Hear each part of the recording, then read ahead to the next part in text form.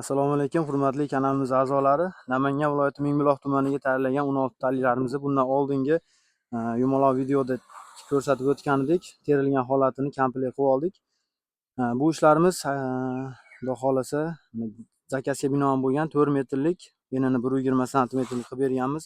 O'zi aslida 16 talilarimizni razmeri 3.60 ga 120 sm bo'ladi. Bundan oldingi reklamalarimizda 5,5 million so'm narx qo'yilgan edi. Buni xoniga jicha qo'shimcha qo'yilgani uchun, razmeri cho'zilgani uchun 200 ming so'm narx qo'shilib qoldi. Materiallariga e'tibor berasizlar.